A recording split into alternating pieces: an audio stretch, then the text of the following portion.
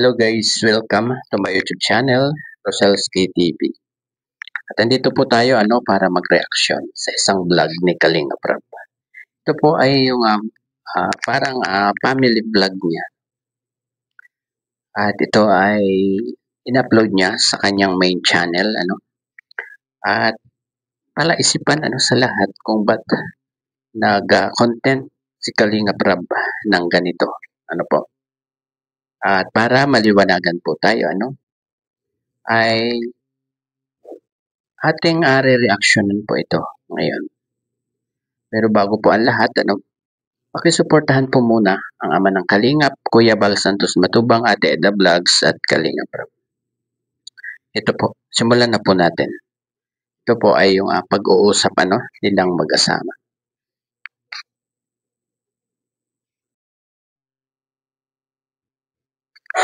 Nakalain mo ka sa ibang bansa. Ito nga ng ganito nung nakakapag-relax. Yung ano nga ng ganito, yung sila, yung kinakasama natin, yan, si Ryan, si Ryan, sila Jemel.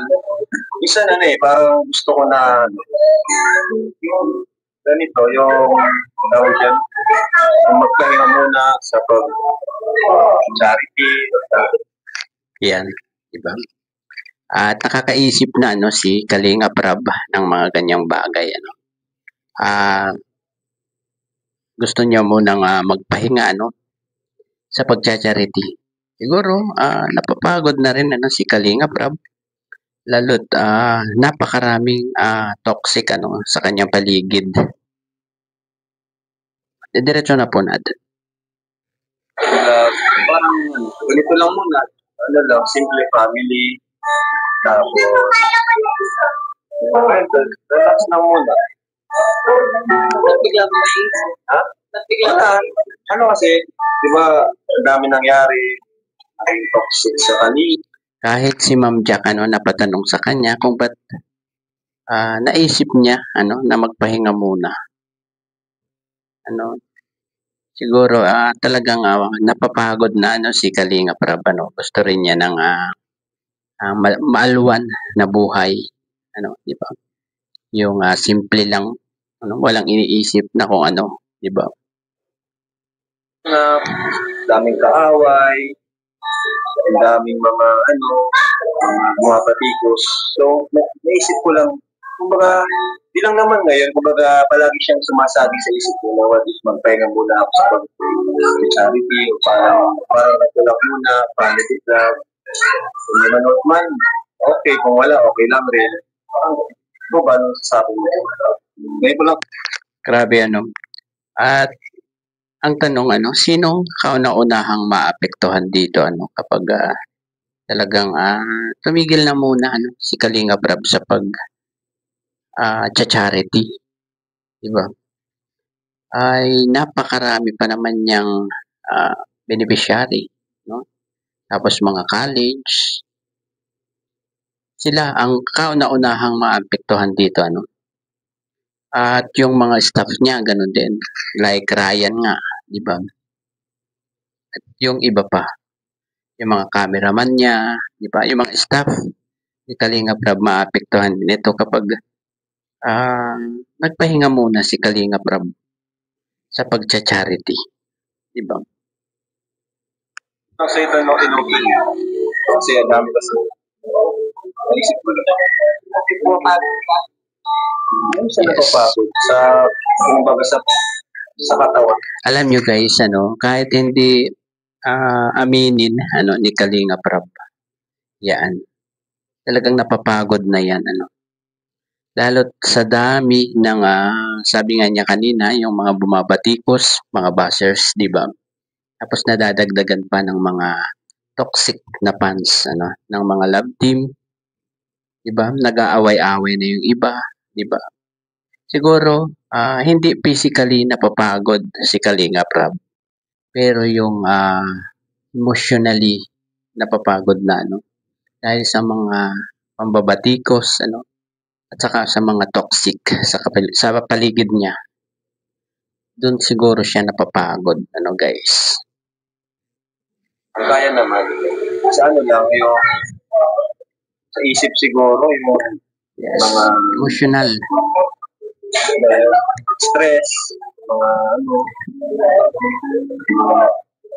mga away, Parang gusto mo makapahinga sa house lang sa ano.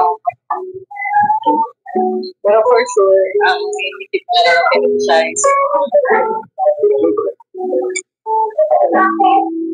ito, ano yung sasabi ko kasi hindi ko nga At yan ito yung maganda dito sa mag-asawa, no? At hinihingan ni Kalinga Prab ng opinion si Jack, para anong masasabi, doon sa kanyang posible na pagtigil muna, sa pagcha-charity. Ito po, yung naging sagot ni Ma'am Jack. ito in-open. Yun, binlock ko rin para gusto ko rin malaman sa supporters ko yung ibang Side. bagay na inalaman ng isip ko, ng puso ko. Ayun, kaya niya ginawa itong vlog na to, para mapanood rin ng mga taga-suporta ni Kalinga Prab na yan yung nasa kabilang side niya, na siya ay napapagod na, di ba? Hindi yung physically, kundi yung emotional, di ba? Yung tungkol sa mga buzzers, sa mga away-away ng mga fans. Di ba? pero wala namang masamang magpahinga. Pero isang tumigil. Sinigil na. Tumigil sa pag-charity.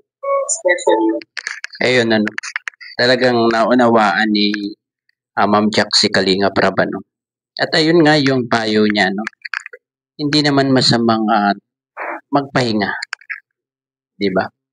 Pero huwag titigil sa kanyang trabaho, sa kanyang pagcha-charity. Yun ang sabi ni Ma'am Jack. Napaka maunawain talaga nitong si Ma'am Jack, sa kanyang asawa. Support lang siya kung ano yung gusto ni Kalinga Prab.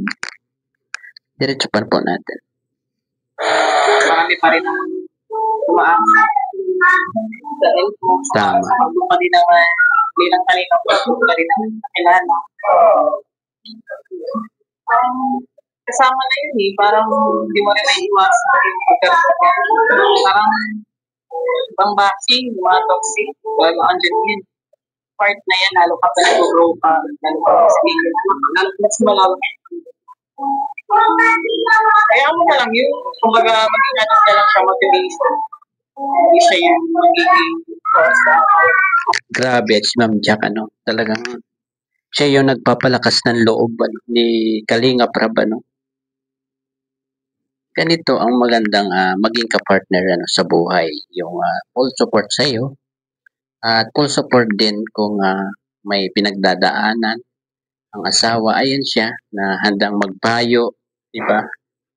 Para palakasin ang loob ng asawa. Pambihira, Swerte ni Kalinga Prab din, kay Ma'am Jack. kaya mawalan mo na nakasal sa ginagawa mo. Saka, bawa rin yung mga scholars mo, yung mga asasal, lalo yung mga nag-aaral pa, yung mga estudyante. Saka meron ka pang mga naka-line up Ano pa ba? sa bahay. Yun nga lang, actually, na lang talaga yung nagiging, pinangubutan ko ng motivation, yung mga naghihintay pa, mga nag-aasa, bahayan, makapangaral. Well, na-open ko lang ngayon. Parang, siyempre, Kalinga Prab, kami nagulat dyan. Sa ini-open mo kay Ma'am Jack na yan. Ang mga viewers nagulat dyan. Kasi, siyempre, naglalaro na sa isip ng mga viewers na papaano na, kung talagang tumigil na si Kalinga Prab sa pagcha-charity. Diba? Mawawala ang suporta ng mga estudyante niya, di ba? Yung mga pinapag-aral niya, di ba? Yung mga pababahayan niya. Di ba? Nagulat talaga ang lahat sa inilabas mong yan, Kalinga Prab, sa nararamdaman mo, di ba? Di ba, dati ko tinatanong din naman kita eh. Oo. Okay ka lang, kasi minsan nga, parang learning sa parang okay mas affected. Parang minsan nakita ko sa'yo, parang nakapakita ko na okay lang. Pero alam ko naman, iniisip mo rin talaga. Nai-stress ka din, pero di mo lang pinapakita. Okay, siguro dahil bilang leader, Sobrang maunawain talaga si Ma'am Jack kay Kalinga Prab. Swerte ni Kalinga Prab nagkaroon ng ganitong asawa, di ba? gusto mo yun, yun yung gusto mong ipakita. Ayan, yan. Ayun, di ba? Sabi ni Ma'am Jack, kaya mo yan. Siguro doon pa lang talagang pinalaksanaan loob ni Kalinga Prab. Tapos sabay ganyan, sabay tawanan, di ba? Ang saya lang ng buhay kapag ganito. Di ba? Yung maglalabas ka ng sama ng loob, ng iyong nararamdaman, pero ayan pa, masyadong mahinahon yung paglalabasan mo ng sama ng loob mo. Di ba?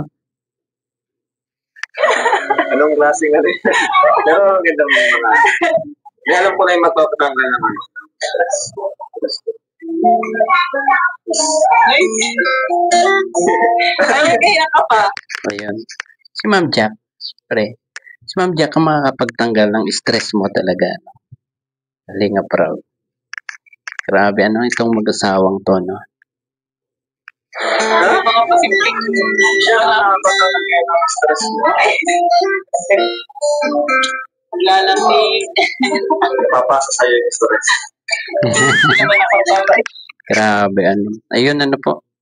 At ang sa akin lang, sana pahinga lang, Kalinga Prab. Huwag titigil. Yung tulad ng sinabi nga ni Ma'am Jack, di masamang magpahinga. Kaya lang, huwag titigil kasi maraming maapektuhan, Diba? Parang family vlog na rin lang. Diba?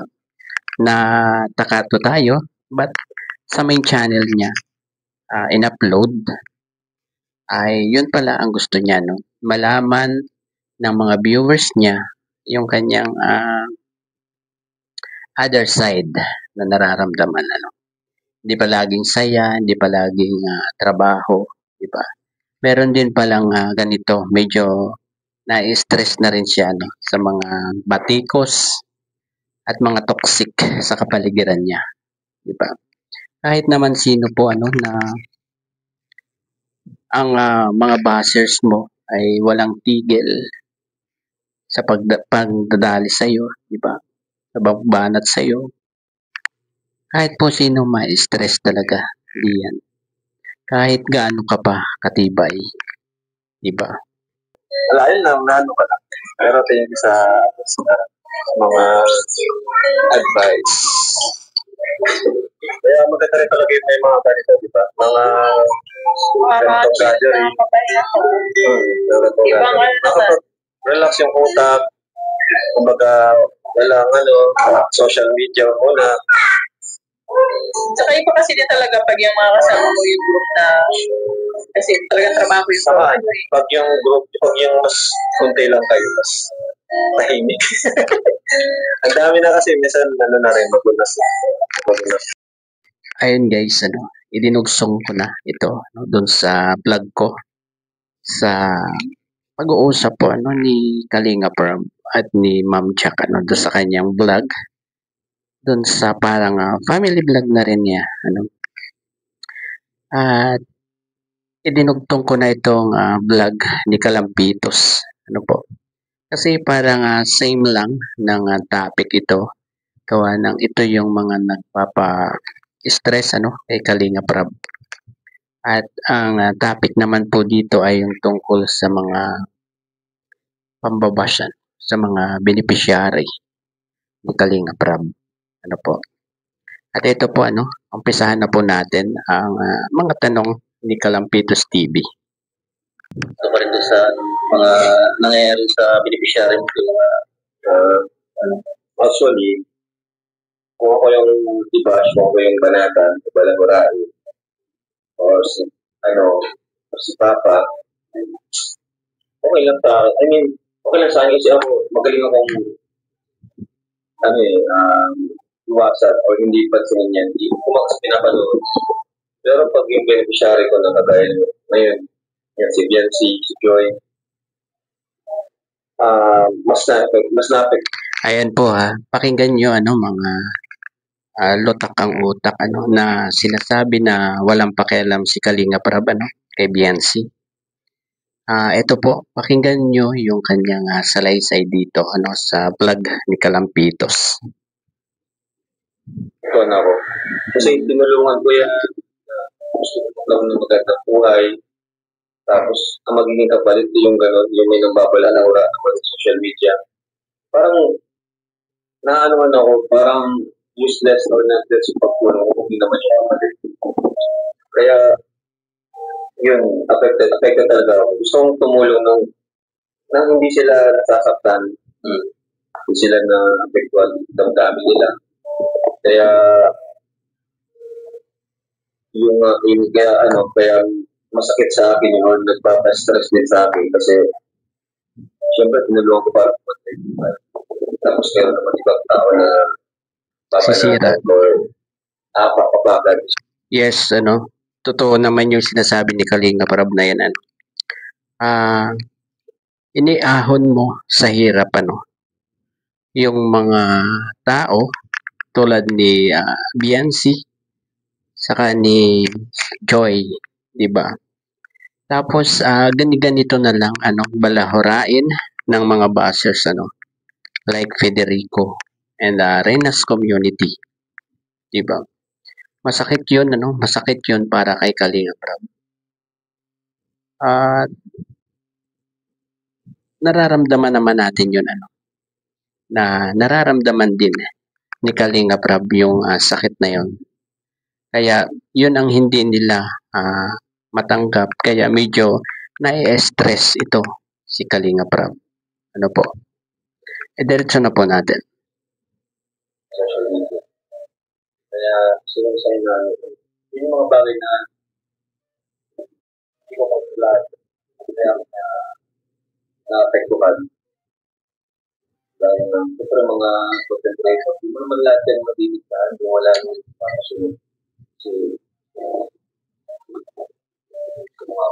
views kahit mali na yung ginagawa para sa views, diba? Kaya yun, sa'yo ka nagpapastress sa actually, yun lang naman talaga yung mga nagbabalagura sa mga pinitalinga. Although, kung ako wala sa akin, wala yun sa akin kasi hindi ko naman pinapalit. Pero pag may mga beneficiary ko, yun kasi naiiyak ako sa pamilya. Naiiyak ako sa kanila. Kasi ako yung gusto nag-aaral sa kanila. Medyo na kayo. Kasi ganyan. Ako talaga naligo kasi nadadamay ka dito. Nagalan talaga ako. Nag-chat ako sa kanila. Medyo, nag-chat ako dyan. Sa kanila, ganito nangyari. Wala haters, wala haters. Dapat gawin na lang nila. Ayos nila sa tao.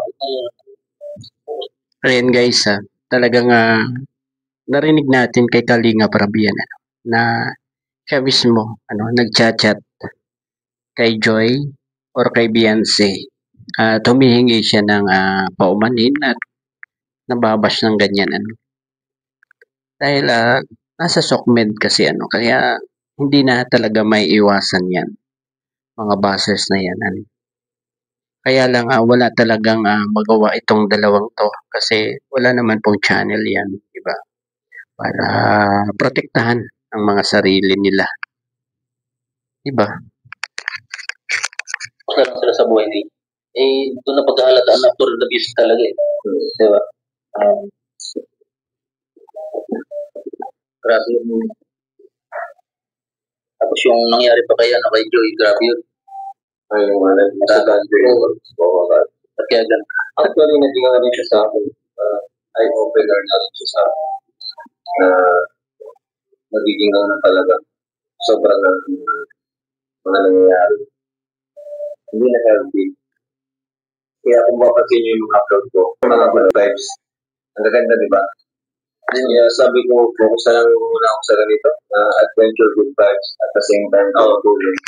Ayan, at nalaman na rin natin ano, at napansin na rin naman natin yan ano, yung mga vlogs niya ngayong mga nakaraan na talagang good vibes lang, ano, at magaan lang sa pakiramdam na panoorin, ano po, para bawas stress na rin, ano, kahit ng mga manonood, di ba? Bawas stress dahil sa mga bash na nangyayari, ano. Ang saya, di ba? Comedy. Nagkakita pa tayo nila, Beshi. Para Sumakto naman na talagang ang ganda ng pasok nila eh. Parang kayo din, nag-trip din. Kala ko nga babae yung ano, paglabas ng ban, bukas ng ban, kala ko. Kala ko bagong angel eh.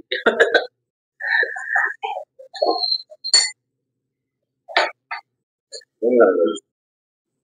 Para balanse yung para limos na-inspire din ako sa ano sa ginawa ni engineer mo Ivana grabe yun.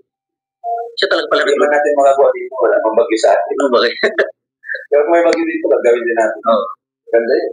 ganda nga Kaya bilib ako kay Ivana kasi kahit sa dami ng malalaking dito ba?